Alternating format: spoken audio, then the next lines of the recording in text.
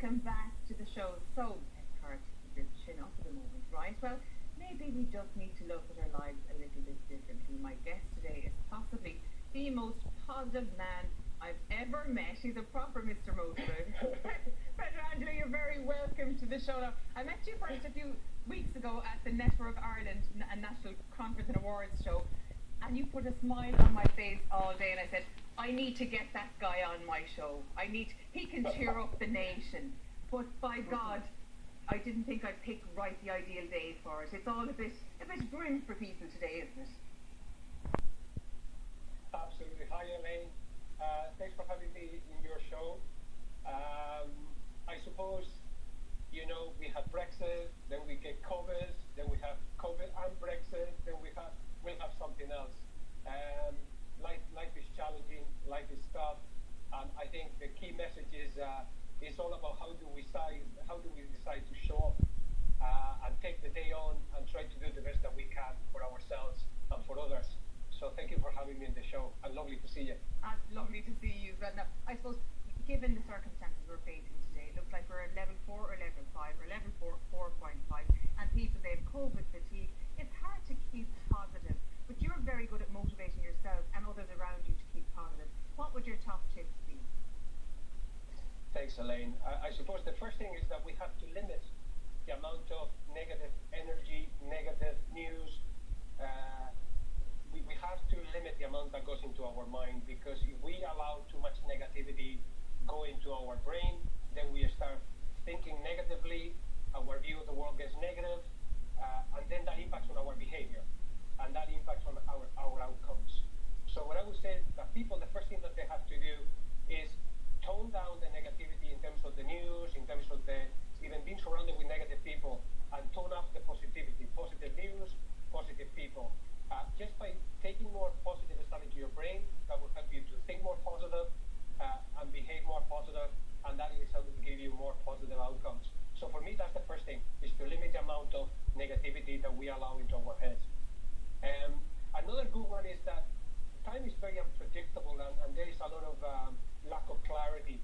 So for me, another thing is that people need to recenter themselves and to focus on those things that we can influence and control, and stop wasting time and energy on those things that are outside our control. So that would be the second one. And the third one I would say is that I see people very busy running from Zoom call to Zoom call, and what I would say to them is being busy is not a bad thing, but make sure that you are busy doing those things that give you the best return for your time and your energy. So focus on those things that are meaningful, those things that have impact, rather than just on those things that are urgent. You mentioned limiting the negativity in your life, be it where you get your news from, be it what you watch on TV, but sometimes we have negative people in our lives, in a work space, in a home space. How can you reduce your contact with them without offending people, basically? We all have them, the drains, the radiators. Some people I know, they're like a dementor out of Harry Potter. They suck the joy out of a room. But I mean, if there's someone you love, it's hard to tell them to sod off for a few months, Yeah, I wish it was that easy. And I suppose I like to think about the word inspiration. There are people that inspire us, and inspiration, as you know, comes from the Latin word inspirare, to breathe life into. And we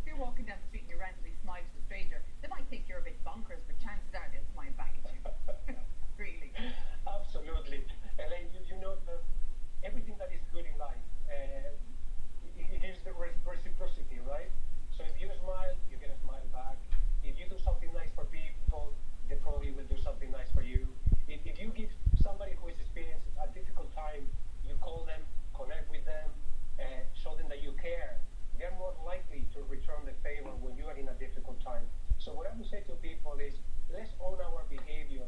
Let's try to stay okay. Let's try to do the right things. Let's try to be good to ourselves and to others. Let's try to smile more, because smile is good for everyone. And by doing all of those good things, you encourage others to do the same. You mentioned control as well as the things we can and cannot control. Like, we can't control what the government will decide to do. We can't decide what method will recommend, and I suppose that's the major thing at the moment. But I don't know about anybody else. I think we're all in the same boat here. We're preoccupied and worrying about what the next move will be, what will happen, what's going to be closed, what isn't going to be closed. Is my child's school going to be open? Will I have to work from home again? Blah, blah, blah. And it goes on and on and on. But if you're preoccupied with this worry about something you can't do, how can you step back from worrying about things you can't control? It's very hard. Very, very difficult. In theory, it may be easy, but in practice, it's really, really hard.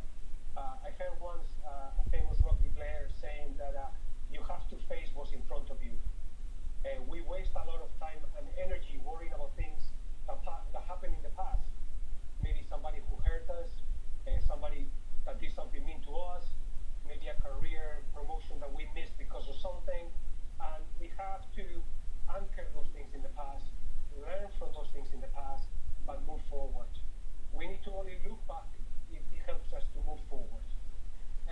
Also, we spend a lot of time and energy worrying about the future. What if? Oh my God, what about? And a lot of those things that worry about in the future, they actually never happen. So the best advice that I can say to people at this time of high uncertainty is to focus on the now. Focus on what's in front of you. Focus on the things that you can control. And by the way, if something is not working, don't try to go from 0 to 100. Take a stock as to what's working well. Make sure you don't lose those things that are working well. Protect them, cherish them. A lot of the time we have wonderful things that we take for granted, and it's only when they're gone that we say, oh my God, I really miss that. So make sure you don't miss the good things. And say from 0 to 10, you feel that your life, your career, whatever it is at 6 or 7. Appreciate the good things and then scale it. Say, okay, so if I am a 6, what is the small thing that I can do to bring to 6.5? And then make sure you sustain. And then how do you go to 7? And little incremental gains that are sustainable. That's the trick. Yeah. There's a lot of people working from home now. It's a very different landscape. It's very difficult. And I know your expertise is in HR as well. Within AI, you do a lot of seminars and talks about this. But for people, the workers from home, but I think for the people who are maybe the bosses and the leaders of people who work from home as well, they've had to completely change the way they operate and do things. And it's not fair to expect your employees to sit at a desk in their own house from 9 to 5 and take the normal break. How has that changed the way we work and the way we navigate our professional lives now? It's very interesting. Leadership now, the latest thinking on leadership is all around the whole area of compassionate leadership. The leader showing compassion for people, where people are going through very difficult times, very stressful times. We only see the surface of the people that we interact with on a daily basis. And we all know that life is quite challenging. So the whole thing that we can ask leaders across Ireland, across the world, is to become more compassionate, even more compassionate. Show respect, show you care, be there for people, and just pick up the phone. And instead of calling them to give them more work, just call them to say, hey Pedro, how are you feeling today? How are you getting on? How is the family? How what's working well for you? What's not working well for you? And I think leaders that are showing compassion now to people, that show that support for people, will definitely reap the benefits in terms of increased productivity, increased engagement, and increased performance. The opposite would be somebody who is micromanaging you, calling you every day, checking up on you every day.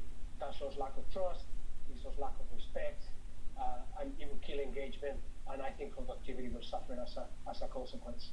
Because the main asset any business has, and the main asset any personally we all have, it is people. And if anything has taught us, if anything has taught us anything about the last few months, is that people are important. They're the most important thing of all. And if you nurture people, you will get the reward back. Do you think that message has filtered down enough now within business and everywhere else that people are realizing, yes, this is the way we need to go, we need to change the way we're doing things? I think so. I think so, Elaine. I think, in fairness, most leaders, most employers, in fairness, they try to do what's best for the workforce. But I think now we have seen people really roll up their sleeves and achieve what maybe 4 or 5 months we thought it was going to be impossible.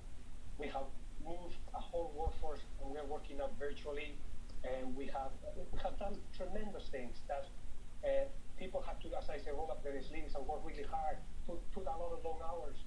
And I must say, for the first 3 months, I think what I call the COVID adrenaline was keeping us all going. But I think people are starting to get fatigued, they're starting to get tired. And in fairness, I think leaders are starting to realize that we need to do something to make sure that we support our workers, be there for them, and provide them with whatever support we can to keep them going for the next 3 to 4 months. Because, as you said at the beginning of the session, it is not easy. And by the way, some days you have a good day, some other days you have a good day, but everybody goes through that roller coaster. And I think, going back to your question, I think most leaders realize that, in fairness, our people have shown up, they have delivered, and now it's time for us to also mind them and take care of them. Pedro, thank you so much for joining us on the show today. It's been a pleasure. Absolute pleasure, Elaine. Keep well. Thank you very much. You too. Now we'll take a quick break, but when we come back, our fantastic agony aunt Tina Kumarianos joins us with some interesting problems, and you don't want to miss them. See you back here in a minute.